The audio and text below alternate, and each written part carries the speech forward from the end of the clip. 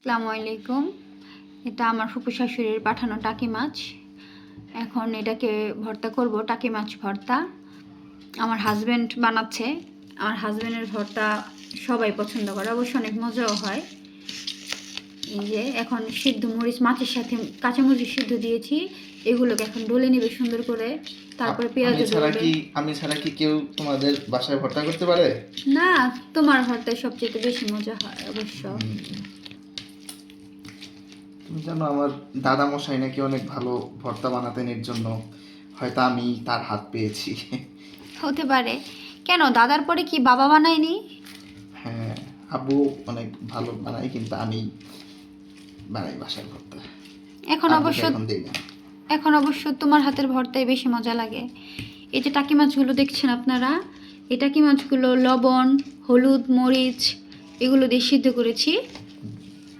এখন এগুলোকে হাতে ডলে ভর্তা বানাবো। অনেকে অবশ্য অনেক রকম করে এই টাকি মাছ ভর্তা খেয়ে থাকেন।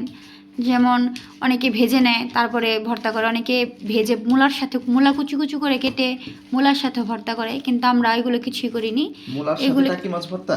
হ্যাঁ, খুবই মজা লাগে। ভাজা ভাজা টাকি মাছ, টাকি মাছ ভেজে পর হাতে ডলা মূলার সাথে। তো আমরা জীবনেও খাইনি কখনো, এটা তো আমাদের কাছে একদম অদ্ভুত লাগছে। হ্যাঁ, খাবো একদিন ইনশাল্লাহ। আমার কাছে এটা অদ্ভুত লাগছে, আমি এটা কখনো দেখিনি। এই যে এখন টাকি মাছগুলোকে ডলে নিবে সুন্দর করে। লাস্ট কবে আমরা টাকি মাছ ভর্তা খেয়েছি আমরা আমাদের মনে নেই। খাও এখন। এটা আমার আম্মু খেতে চেয়েছিল, তাই আমার ফুফু পাঠিয়েছে। এগুলো কিন্তু কেনা মাছ নয়, এগুলো ধরেছে, এগুলো আমার ভাসুর ধরেছে এই মাছগুলো। তো এগুলো একদমই দেশি মাছ, কোনো চাষের মাছ নয় বা কেনা মাছ নয়, এগুলো একদম ধরা মাছ। এই এত কথা বলিস না, তাড়াতাড়ি ভর্তা বানা, গরম গরম ভাত দিয়ে খাবো, অনেক মজা লাগবে। দেখুন আমার শাশুড়ি এই দিক দিয়ে অস্থির হয়ে যাচ্ছে। আমার খেতে ইচ্ছে করতেছে, তাড়াতাড়ি। দেখতে অবশ্য অনেক লোভনীয় লাগছে আমার শাশুড়ি, তাই। সরিষার তেল দেবো, দাও একটু সরিষার তেল দাও। খাঁটি সরিষার তেল, খাইনের। ঘাইনের ভাঙানো সরিষার তেল এগুলো। এগুলো আমার এক নানু শাশুড়ি দিয়েছে, ওনারা সরিষা ভাঙায়। তো ওইখানে গিয়েছিলাম আমরা গ্রামের বাড়িতে, তখন আমাদেরকে দিয়েছে তেল, সরিষার তেল। আমরা প্রায় একদম দেশীয় জিনিসই খেয়ে থাকি, যেমন গাছের তরকারি, সিম, লাউ, এগুলো প্রায় গ্রাম থেকে আনা হয়, পেঁপে, কাঁচামরিচ। তো এগুলো সেই রকমই।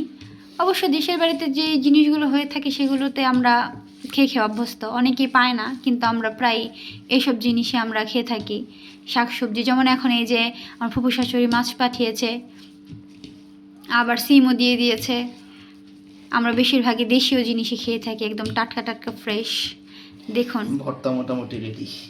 হ্যাঁ, দেখতে কিন্তু বেশ লাগছে ভর্তা,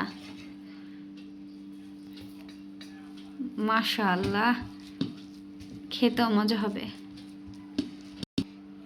দেখুন মাশাআল্লাহ, ভর্তাটা কি লোভনীয় লাগছে না? একদম একদম। এখন গরম গরম ভাত দিয়ে আমরা সবাই খাবো। হ্যাঁ, তো আমরা এখন খেতে থাকি আর আপনারা জিভে জল ফেলতে থাকুন। তো আল্লাহ হাফেজ, সবাই ভালো থাকবেন। ওকে, আল্লাহ হাফেজ।